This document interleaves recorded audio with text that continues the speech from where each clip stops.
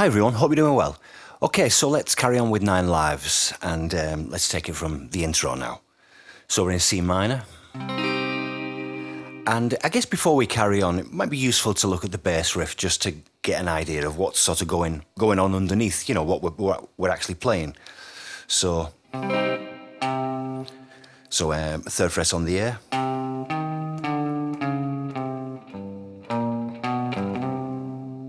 So that's the idea.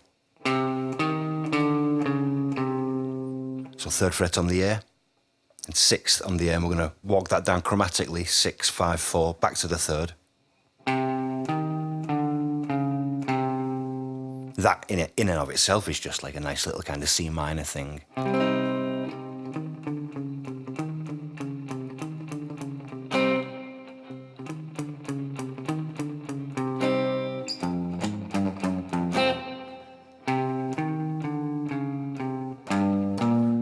Start our descent, G to the B flat, so 3rd fret, 6th on the low E.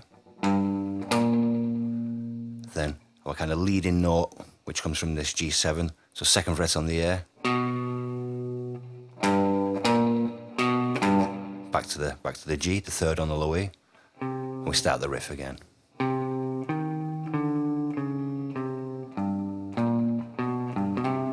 Maybe slide that last one in. We're kind of, you know, sort of in that position from that leading note B.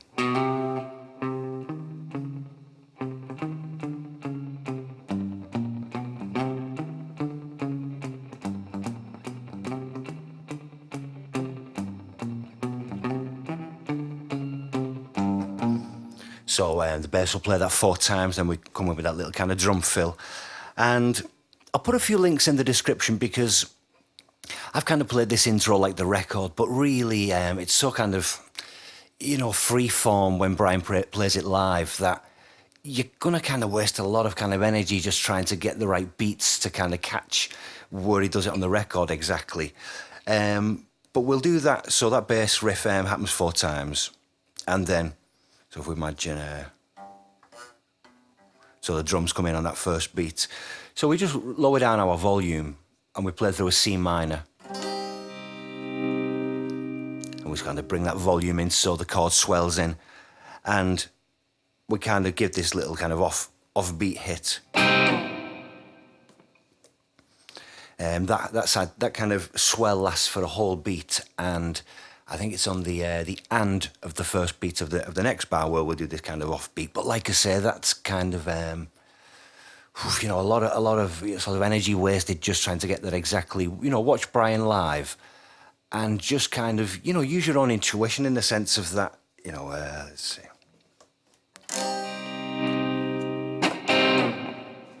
It's 1, 2, 3, 4, 1, 2, 3, 4, and it's kind of the same with these next kind of little muted. You know, sometimes I might just play the C minor, lift my hand up so I'm in kind of the position, but the strings are muted, but also, you know, I might just kind of mute them a bit more traditionally. Could be up with my thumb, down with the fingers. Or like I say, a bit that way, but muted, kind of in the chord position to let a little bit of that ring through. And he kind of plays that, you know, I guess I can't sort of think off the top of my head, but he probably does something like this live anyway. It's just, you know, as he's, you know, sometimes talking a little bit in those things, the drums and bass are kind of sort of, you know, setting the scene. So if we were to go at a 1, 2, 3, 4, 1, 2, 3, 4, 1, 2, 3, 4, 1, and then we're kind of coming to this kind of trill moment. So play the C minor, but take our 2nd finger off, and we'll strike that, and immediately go into this kind of 2nd finger on and off, this little kind of hammer-on pull-off or trill, whatever you want to call it. We'll be going down onto the 4th fret on the B and off. Now on the record, it sounds like kind of he's just doing it one time, but again, you might often see live, he'll kind of play through that. And kind of another gentle strum just to give a little bit more sort of, you know, power for it to continue. on the record. It probably does that couple of bars.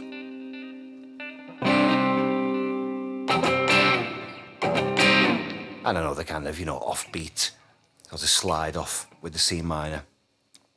So we then go through the first verse, and that's kind of done without the guitar. Brian will kind of grab the mic and sing through that. Then as we get to the end of like the chorus, we'll sort of come in with the guitar. Like we were going to the guitar solo really with this G7, sharp 9. We'll do that kind of, offbeat thing. So we've got the very last line, "Now lives, baby, I just keep coming back." Some kind of in position, but kind of hand lifted up so it's muted a little. Kind of do it like an up, down, and then put the pressure on and come up with that up.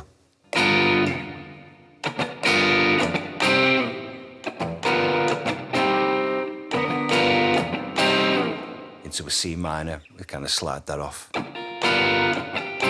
So there's a lot of that going on, this kind of muted kind of sound as we might move to some of the chords.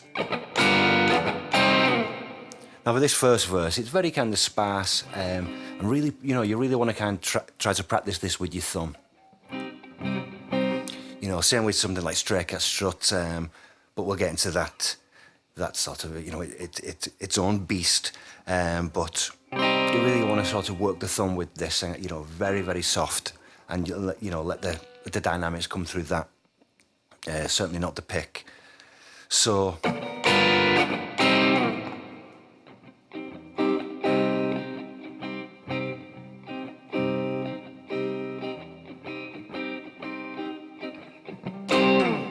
Kind of moves up there. I think one time for a bit of a, just C minor up here, but again, where it comes in on the beat, on this little sort of offbeat, kind of slide that out, moving to our G7.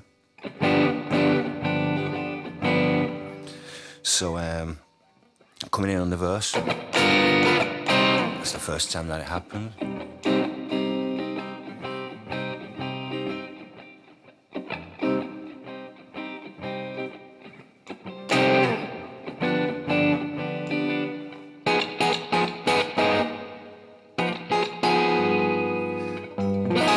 Brian will often hold this chord down, although he's often picking with 3 fingers and his thumb. So my thumb's on the fourth string, and then my second finger on the third finger on the second string, and little finger on the high E. So this is what same as a Stray Cat Strut chord in the bridge. So it's like a G7, sharp 5, flat 9. Incredibly confusing name, but.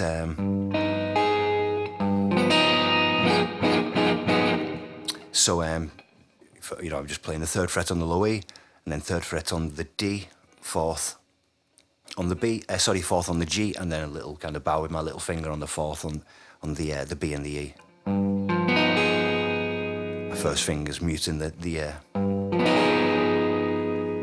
and sometimes maybe you'll kind of come into that with a strum, but it depends, because we really want to kind of catch these 4th strings, but you will still fret the whole chord.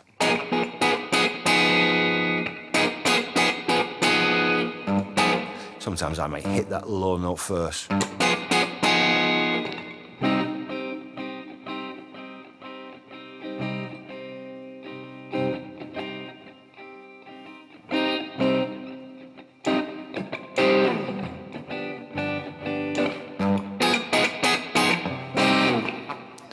And sometimes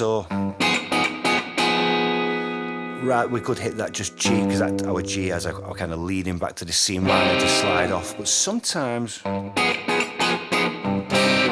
he'll kind of shift quickly to the chord and use that to slide off.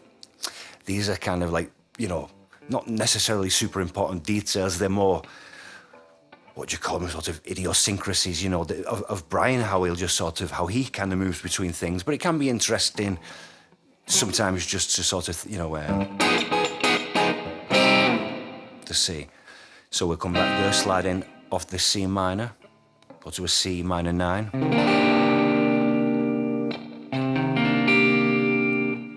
So 3rd fret on the A, first fret on the D, and then similar to before where I use my third finger on the third of the G and little finger barring on the third of the B and the E. Again, sort of, you know, the same as straight cat strut, although that does it up in the F9, F minor 9. You know, it's what most tutorials really leave out in straight cat strut in the bridge. You know, one of the most important things which makes that work is the, you know, going from that F minor 7 to the F9, F minor 9.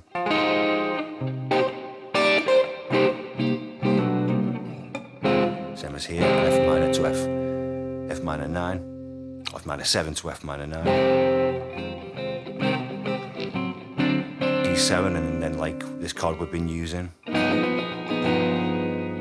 G7 sharp 5 flat 9, but 9 lives. So we're going to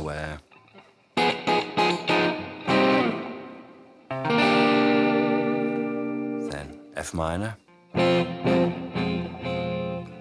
We're doing F sharp diminished to like an A diminished. So just a regular F minor. This kind of F sharp diminished. So I'm playing the second fret of the low E, first of the D, second of the G, and first on the B. Kind of muting the high E and the A. Move that all up 3 frets.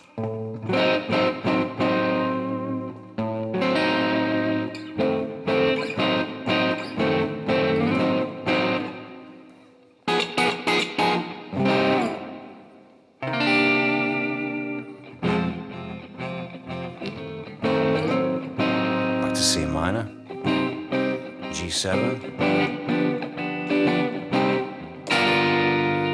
So C minor to G7. Kind of a final strike on the C minor, and then a little kind of quick turnaround to go into the chorus, which is the same as now the verse, but it's kind of pumped out a little more. I've been kind of playing this verse a little bit more sort of strumming than sort of Brian normally does, just so we know where we are in the song really. So we've got all that thing from the intro, then we'll wait as Brian goes through that, come back in on the little kind of quick turnaround. First time that happened. Play it very, very soft.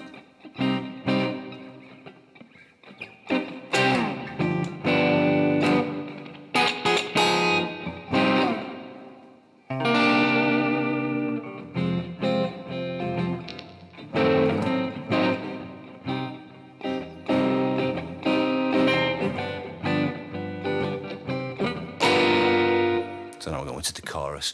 So yeah, with that kind of, the same with, as you know, you should be playing straight cat strut with your thumb. The same with this, and so we've sometimes got this kind of straight thing. It's kind of a bit more of a gypsy feel, I guess, when you've got that kind of... Sometimes a bit more, there's a little bit more movement.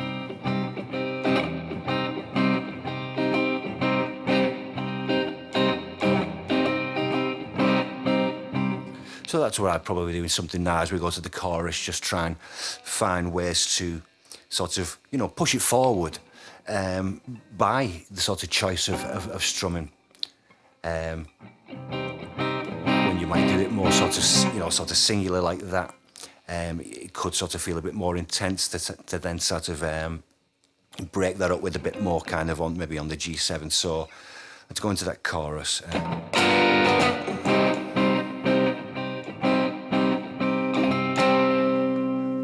At this point now we have this lick.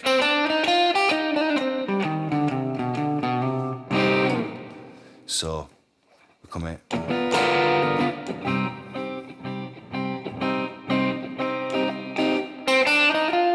So working on this C minor idea.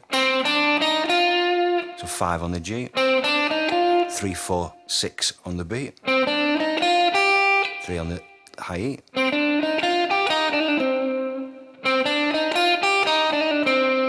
4 on the B, 3 on the B, hammer to the 4th on the B, pull off again, and 5 on the G. We work this arpeggio down, so then 5 on the D,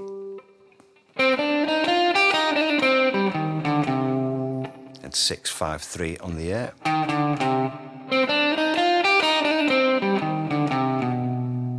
Move that finger down to the 2nd on the A, and 5 on the A.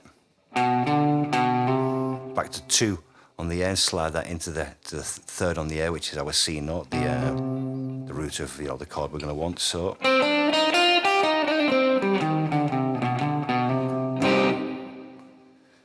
that's probably, I mean, that is the time when Brian will move to his pick for that, so we've got our kind of finger thing, thumb, I should say.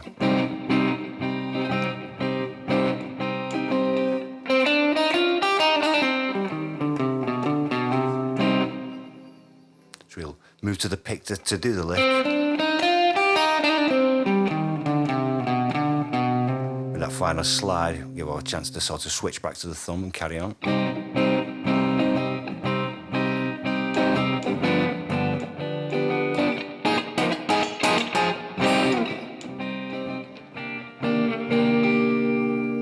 Same again as before, so we do our G7 sharp 5 flat 9, C minor 9, F minor, F sharp diminished to A diminished. Well, it's an inversion of, these sort of diminished things are all inversions anyway, so it's just another F sharp diminished. C minor, G7, C minor, G7 sharp 9, and into the solo. So, yeah, I'll just play through, imagine coming from the intro. Like I said, then we've got the whole kind of, Brian will sing through the verse, come back in on at the end of the chorus.